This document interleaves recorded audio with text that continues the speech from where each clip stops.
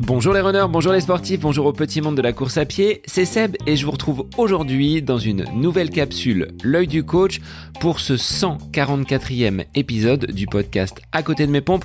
Aujourd'hui avec Bruno, on aborde une nouvelle thématique autour de la course à pied. Comment gérer correctement son échauffement avant une compétition, et on s'est orienté avec la saison oblige autour des semi-marathons et des marathons. Alors sans plus attendre, je vous laisse découvrir cette nouvelle capsule avec un contenu clair, précis et concis. Comment bien s'échauffer, c'est la nouvelle capsule L'œil du coach avec Bruno Hobby. Bonne écoute à vous. Bonjour Bruno, alors c'est un plaisir de te retrouver dans ce nouveau format d'épisode. On va se poser une question à laquelle tu vas nous apporter ton éclairage en tant que coach et en tant qu'expert. Alors la question du jour, c'est comment bien s'échauffer avant une course. On va se limiter à la course sur route avec ses échéances telles que le semi-marathon, le marathon et pourquoi pas un 10 km. Peut-être qu'il y a des entraînements, des échauffements différents en fonction de ces formats de compétition. Oui, écoute, ravi de pouvoir participer à ces capsules. L'idée, c'est vrai que c'est de donner des informations bien concrètes à nos auditeurs, à ceux qui nous écoutent. Et donc, on va essayer d'être concret, succinct et de la portée de l'information. Donc, l'échauffement avant une course, alors ça dépend. Ça dépend du type de course, comme tu l'as dit. Est-ce qu'on fait un 10 km? Est-ce qu'on fait un semi-marathon? Est-ce qu'on fait un marathon? Est-ce qu'on fait même une épreuve au-delà du marathon? Donc déjà, la nature de l'épreuve va induire des types d'échauffement différents. Et puis, il y a un autre paramètre aussi qui est important à prendre en compte, c'est le niveau du coureur, puisque on ne s'échauffe pas de la même manière si on court un 10 km en 30 minutes ou si on court un 10 km en 1 heure et plus. Voilà, donc ça, ce sont les deux paramètres qu'on va prendre en compte dans l'échauffement. En fait, c'est quoi la problématique? C'est l'intensité de la course à laquelle on va courir. C'est ça, en fait, qui va guider la façon dont on va s'échauffer. Plus la vitesse va être rapide et plus il va falloir soigner l'échauffement. Donc, en course sur route, sur des semi-marathons, des 10 km, des marathons, on a toujours à peu près le même schéma d'échauffement. On s'adresse à un grand public. Donc, c'est d'avoir une activation cardiovasculaire. Donc, on va commencer par un footing relativement lent. On va se mettre en route vraiment tranquillement. L'idée, c'est de se mettre à la fois psychologiquement, mais aussi physiquement dans le mouvement. Donc, il y a une activation cardiovasculaire qui est recherchée. Le but de l'échauffement, c'est de monter les muscles en température. Donc, peut-être que justement, on peut conseiller aux gens de s'échauffer. Alors là, on est en hiver, mais ne pas hésiter à se couvrir quand ils s'échauffent, parce que le but, c'est justement de monter le muscle en température. L'été, c'est une autre problématique. Et d'ailleurs, entre l'hiver et l'été, il peut y avoir aussi des différences dans l'échauffement, puisque forcément, quand on a des périodes de canicule, comme on en connaît de plus en plus maintenant, l'échauffement va être beaucoup plus court, voire même parfois inexistant par rapport à ces périodes de forte température froide qu'on rencontre justement en ce moment. Donc, une activation cardiovasculaire. Alors, la durée va dépendre. Tu sais que moi, j'aime bien faire de la personnalisation quand je réponds aux questions. La durée va dépendre aussi du niveau d'entraînement du coureur. Quelqu'un qui est, prenons un cas concret, quelqu'un qui est un coureur de 10 km, qui se lance pour son premier défi, qui va le faire en 1 heure ou 1 heure et quart, sa vitesse spécifique, sa vitesse de course va se rapprocher fortement de ce qu'il a l'habitude de faire.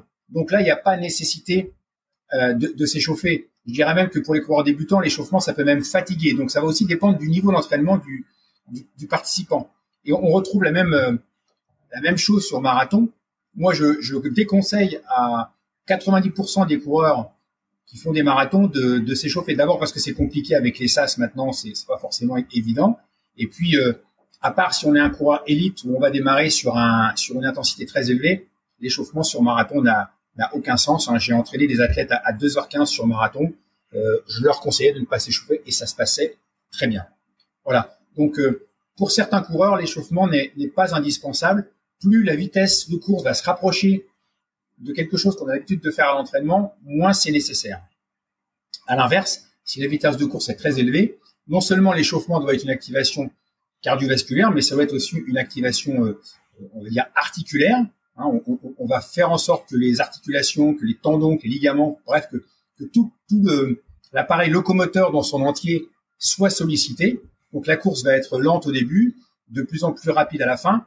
Moi, je conseille vraiment de courir au moins 10 à 15 minutes pour qu'il y ait vraiment un effet sur les muscles, hein, que la montée en température s'effectue réellement, et de ne pas dépasser 25 à 30 minutes.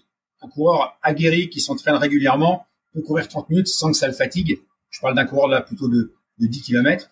Après, sur des semi-marathons, l'intensité étant moins élevée, on peut se permettre de courir 15 à 20 minutes maximum. Ça suffit largement.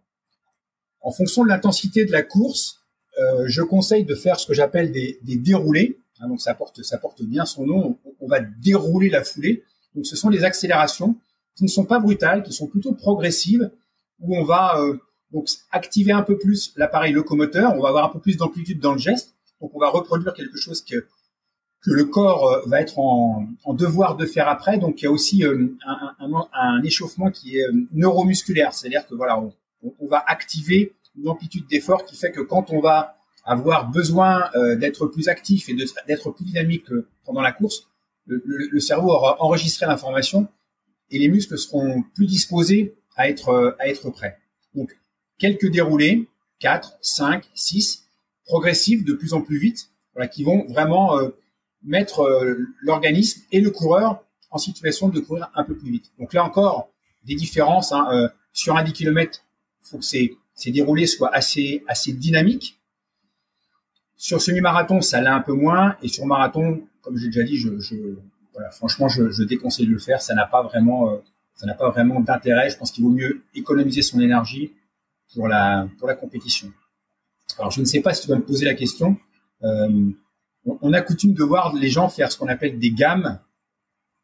Donc ça, c'est quelque chose qui est très pratiqué dans les clubs. Hein. J'ai déjà eu l'occasion de m'exprimer là-dessus. Moi, je suis pas pour ce genre d'exercice parce que les gammes, ce sont vraiment des exercices techniques qui doivent être réalisés avec une grande précision. C'est pas forcément utile pour, je dirais, 95% des coureurs. Et donc, moi, je ne conseille pas de faire ce genre de choses avant l'échauffement et encore moins pendant l'échauffement, avant une séance d'entraînement et encore moins avant une compétition. Est-ce qu'il est préférable de réaliser un échauffement en solo ou en groupe? Bonne question. Et c'est un peu la même réponse que quand on parle d'entraînement. C'est vrai que le fait d'être en solo, on va se concentrer sur son effort. Moi, j'aime bien m'échauffer seul parce que ça me permet de me concentrer, de rentrer dans ma bulle. Où je vais m'échauffer avec quelqu'un qui aura la même attitude que moi, c'est-à-dire qui sera lui aussi dans sa bulle, qui courra à la même vitesse que moi. Donc, le fait d'avoir quelqu'un à mes côtés ne va pas perturber ma vitesse, mes routines, mes habitudes. L'inconvénient de l'échauffement en groupe, c'est qu'on peut parfois aller trop vite, on peut se laisser un peu griser, qu'on n'est pas forcément concentré sur ce qu'on va faire. Moi, je recommande plutôt de s'échauffer seul ou de s'entraîner en groupe à condition de bien connaître les autres, qu'ils soient du même niveau, qu'ils soient dans cette même démarche, dans cette même logique de s'échauffer, de se concentrer et d'être vraiment à ce qu'ils font. Dernière question, Bruno, pour rester dans un échauffement optimum, à quelle distance, à quel timing on doit le terminer pour ensuite débuter sa course, sa compétition? Alors là encore, ça va dépendre des contraintes de la compétition. Est-ce que la zone de départ est accessible facilement, hein? De plus en plus maintenant, on a des courses de masse où c'est compliqué d'arriver au dernier moment. Donc ça, c'est quelque chose qu'il faut prendre en compte. Mais je dirais que 5 à 10 minutes avant le départ, l'échauffement doit se terminer par justement ces déroulés qui sont assez dynamiques.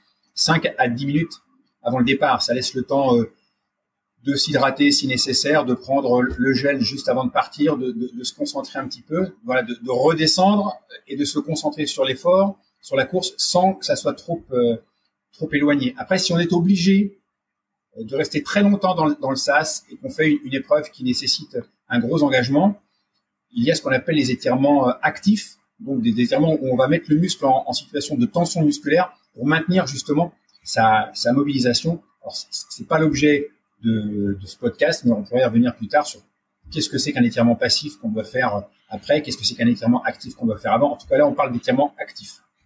Très bien Bruno, merci pour ces conseils très pratiques dans cette capsule consacrée donc à l'échauffement avant course. À très vite Bruno. À très bientôt.